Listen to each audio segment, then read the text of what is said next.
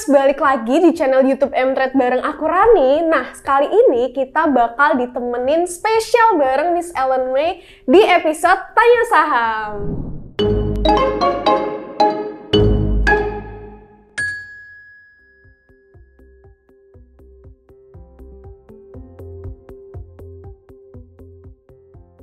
Nah, kemarin teman-teman sosmed nih banyak yang nanya nih Miss, dari sosmed itu banyak pertanyaan gimana sih Miss cara memanage emosi dan pertanyaan seputar saham lainnya. Nah, kali ini kita langsung aja ke pertanyaan pertama nih Miss ya dari sosmed.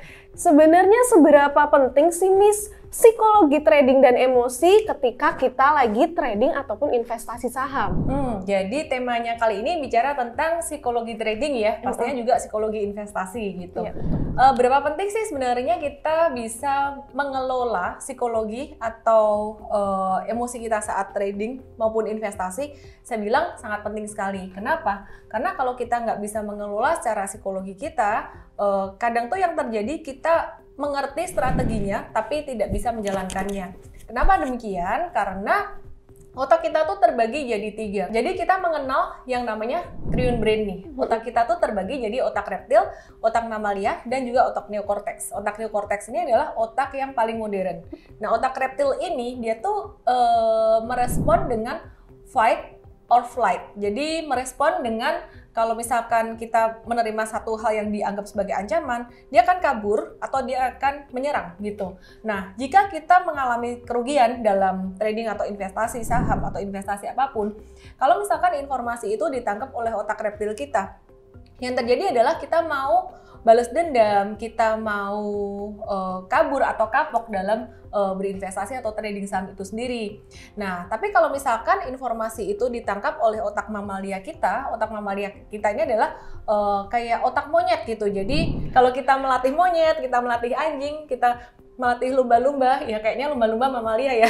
Itu kan kita kasih pancingan kayak dikasih reward terus. Nah, otak mamalia kita ini adalah otak greed atau otak serakah. Jadi kalau informasi masuk ke otak mamalia, yang terjadi adalah serakah. Sebagai contohnya, sebagai seorang pemula, kalau dia cuan terus, maka informasi itu biasanya akan masuk ke otak mamalia gitu. Jadi dia akan, wah aku mau lagi, dan itu yang menyebabkan terjadinya addiction, nambahin duit terus gitu. Nah, kemudian teman-teman, kalau seandainya informasi itu bisa lolos dari otak reptil, otak mamalia, dan informasi masuk ke otak neokortex, maka kita mengambil keputusan tuh tidak berdasar emosi dan juga bisa mengambil keputusan yang objektif. Nah, hal ini tuh aku juga berproses banget dari dulu. Di awal tuh bukan berarti aku langsung bisa begitu. Karena dalam kehidupan kita sehari-hari juga setiap hari sebagai seorang manusia, kita tuh punya emosi dong ya. Kan kita dikasih Tuhan otak mamalia, otak reptil ini untuk satu tujuan. Otak reptil sebenarnya supaya kita waspada kan, mengantisipasi risiko. Otak mamalia tuh supaya kita bisa lebih semangat, termotivasi gitu. Cuman kalau misalkan stuck di situ atau berlebihan di situ itu nggak bagus. Nah, caranya gimana untuk kita bisa membuat informasi ini masuk ke neokortex? Caranya ya kita trading atau investasi itu sebenarnya yang dibenerin mindsetnya dulu nih Ran, dari awal. Oke Miss, berarti gimana ya mindsetnya supaya nggak terjebak di otak reptil atau mamalia itu, supaya kita tuh nggak greedy gitu Miss? Dan juga nggak ketakutan juga ya. Iya, nggak fear juga. Betul. Iya, jadi gimana sih caranya atau mindset awal ketika kita berinvestasi dan trading gitu. Ya, sebenarnya balik lagi kita tarik jauh sebelum kita berpikir untuk investasi. Tujuan hidup kita tuh mau apa sih sebenarnya? Rani, hidup mau apa? Mungkin pengennya bahagia ya Miss, kayak cerita-cerita dongeng kan pasti pengennya happy ending gitu. Pokoknya bahagia ya, semua orang maunya bahagia gitu. Sebenarnya yang dikejar tuh cuma bahagia dalam hidup ini, dan banyak hal lain pastinya yang membuat kita bahagia gitu. Nah, yang ingin saya tekankan saat ini adalah sebenarnya investasi itu merupakan satu daya ungkit atau leverage tambahan aja gitu buat setiap kita yang sudah hidup berkecukupan, Ran. Jadi buat orang-orang yang belum cukup untuk kebutuhan hidup sehari-hari, dia masih punya banyak utang, itu kita nggak saranin untuk investasi. Nah, kesimpulannya orang-orang yang berinvestasi tuh mereka tuh udah istilah kata tuh mau memenuhi kebutuhan hidup sehari-hari, mau untuk dana pendidikan, untuk dana cadangan, dana darurat itu udah ada alokasinya gitu. Jadi istilah kata nih ada uang lebih, uang dingin. Nah kalau belum ada uang lebih jangan dimasukin di situ. Mindsetnya adalah artinya orang-orang yang udah punya uang cukup ini, bahkan punya uang lebih, itu mereka hidupnya udah berkecukupan kan. Jadi istilah kata tuh mau makan udah ada, ya kan? Mau pendidikan ada, sekolah bisa. Mau berlibur ya, kalau gaya hidupnya yang nggak sampai jor-joran banget ya, semua bisa gitu. Jadi di sini artinya hidup kita udah cukup. Nah, dari sini saya pengen sharing tentang satu mindset yang saya pelajari juga. Ketika kita merasa cukup dengan hidup kita saat ini, maka ketika kita investasi itu nggak akan jor-joran atau jadi greedy. Nah, sebenarnya yang buat orang greedy di awal adalah karena dia merasa dia itu kayak kurang terus dalam hidupnya gitu. Jadi kurang kaya, kurang berhasil, kurang sukses kayak gitu. Jadi ya mesti mencukupkan diri dengan apa yang kita miliki saat ini dulu. Mindset cukup itu sangat penting sekali gitu. Oke deh, berarti kalau misal nih Miss, banyak orang kan yang menganggap kalau investasi saham nih bakal meningkatkan dana kita, bakal uangnya tuh berkali-kali lipat gitu. Dengan mindset orang-orang seperti itu, menurut Miss gimana? Ya, kalau menurut aku sih sebenarnya sangat possible sekali ya untuk investasi saham itu bisa melipat gandakan aset kita. Tapi yang terpenting di awal adalah kita menjaga ekspektasi kita. Nah, banyak orang yang ngerti tentang cuan-cuannya aja, diiming-imingin cuan. Iya, tapi kita mesti harus tahu ada resiko juga. Ingat-ingat ciri-ciri investasi bodong, pengajar bodong, apapun yang bodong, selalu berawal dari iming-iming cuan doang, tanpa ngingetin resiko gitu loh. Jadi berawal dari iming-imingin cuan tanpa ngingetin resiko. Nah itu yang kita perlu waspadai, kita perlu antisipasi gitu. Jadi Miss, tadi kan ketika kita berinvestasi kita harus ngerasa cukup dulu kan ya. Nah terus kalau aku sendiri kan masih ngerasa kayaknya belum cukup-cukup deh, kayaknya belum sukses-sukses ya. Jadi kalau definisi Miss sendiri, kalau sukses itu di tahap mana sih Miss? Jadi tadi kan kita bicara ya bahwa investasi itu diawali dengan satu rasa cukup gitu. Betul. Cuman banyak sekali di antara kita yang merasa bahwa aku belum cukup nih, kayaknya aku masih kurang, aku masih belum berhasil, belum sukses dan seterusnya. Sebagai manusia juga kadang aku kayak merasa aku pengen satu hal yang lebih dan lebih lagi, dan itu wajar dan artinya kita mau bertumbuh gitu. Nah, sebenarnya definisi dari kata sukses itu sendiri adalah segala sesuatu yang kita inginkan itu sudah tercapai, udah terpenuhi, ya kan? Coba Rani pikir dari dulu waktu kecil sampai sekarang, ya, Rani ada nggak hal-hal yang Rani inginkan dan sudah terpenuhi? Banyak dong ya. Nah, misalkan apa nih Ran? Mungkin setelah kuliah udah dapat kerjaan. Cakep ya, tuh salah satunya setelah kuliah udah dapat kerjaan. Dulu nggak bisa berinvestasi, sekarang jadi bisa berinvestasi. Itu adalah satu kesuksesan yang kita harus rayakan gitu. Tapi banyak orang nggak ngerti. Nah, gimana caranya supaya kita bisa merasa cukup dalam hal ini, feeling content, adalah dengan kita tuh mengingat atau menyadari bahwa banyak loh keinginan-keinginan kita tuh yang udah tercapai, yang udah terpenuhi, bukan hanya fokus pada keinginan kita yang belum tercapai atau terpenuhi.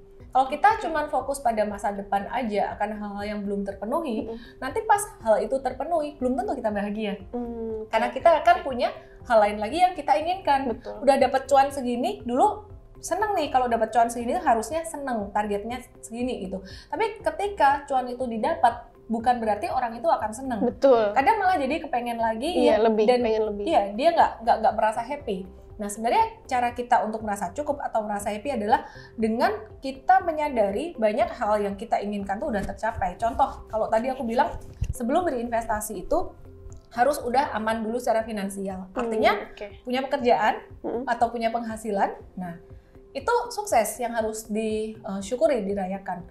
Kemudian bisa memiliki dana pendidikan, dana cadangan, dana kesehatan, itu sukses yang mesti harus disyukuri atau dirayakan gitu. Jadi dari situ udah ngerasa cukup dulu, baru kemudian oke, aku mau ke depan lebih bahagia lagi, lebih sukses lagi dengan cara berinvestasi. Karena kita udah ngerasa cukup, jadi kita nggak akan terjebak dalam greed atau fear. Dan ini harus diingetin terus, Ran. Dalam arti komunitasnya atau teman-teman kita tuh harus komunitas atau teman-teman yang memang satu value dengan kita. Kalau kita gabungnya sama orang-orang yang suka pamer cuan, kayak ngatain, harusnya kamu tuh nggak beli ini loh, harusnya tuh kamu tuh masih hold ini, harusnya kamu beli ini itu loh. Tuh kan cuan sama kayak aku. Ingat, orang-orang kayak gitu adalah toxic gitu. Jadi kalau mereka rugi, mereka nggak akan pamer ke kamu. Iya, betul. Yang dipamernya cuma cuannya aja, dan itu benar-benar ngaco psikologi kamu. Kalau kamu nemu lingkungan yang kayak gitu, mendingan menjauh aja. Oke.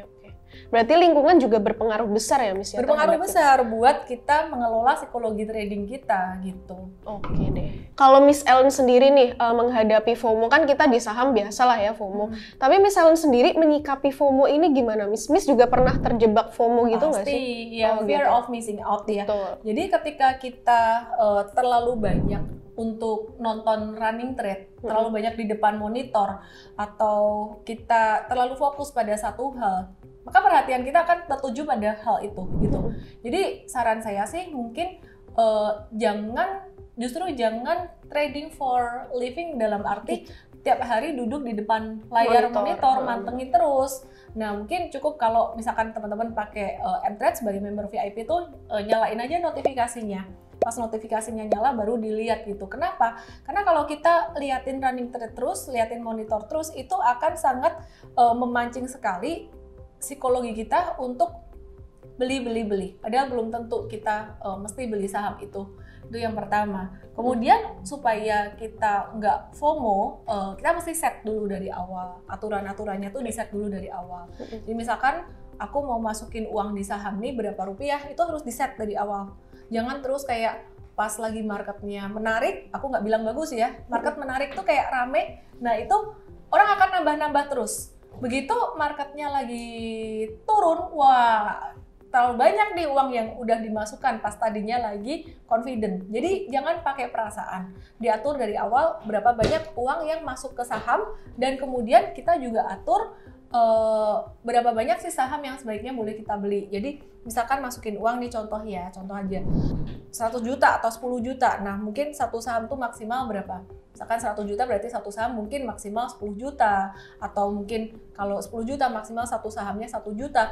Berarti teman-teman punya sekitaran 10 saham maksimal. Tapi 10 saham ini juga nggak harus semuanya dibeli bareng gitu loh. Itu kayak satu kapasitas yang maksimum capacity-nya gitu. Misalkan kamu belinya baru cuma 2 atau 3 saham, ya biarin aja sisa uangnya tuh dalam bentuk cash di situ gitu. Nah, itu tips supaya kamu nggak FOMO. Oh ya, ada satu lagi tipsnya.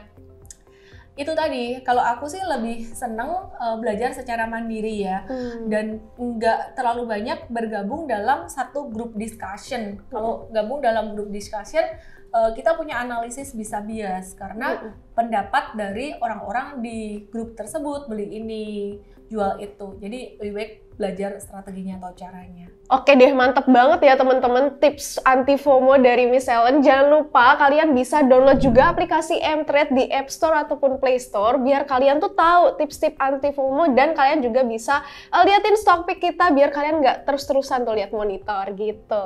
Nah, buat kalian yang mau gabung jadi member VIP mTrade dan dapetin stock picks-nya, kalian bisa langsung cus ke mtrade.id/WhatsApp ya teman-teman. Itu tadi tips seputar psikologi trading ala Miss Ellen May. Dan kalau kalian suka video ini, jangan lupa like videonya, subscribe juga channel YouTube mTrade, dan turn on your notification ya, supaya kalian gak ketinggalan video terbaru dari mTrade. Segitu dulu ya video dari kami, see you on the next video, bye-bye!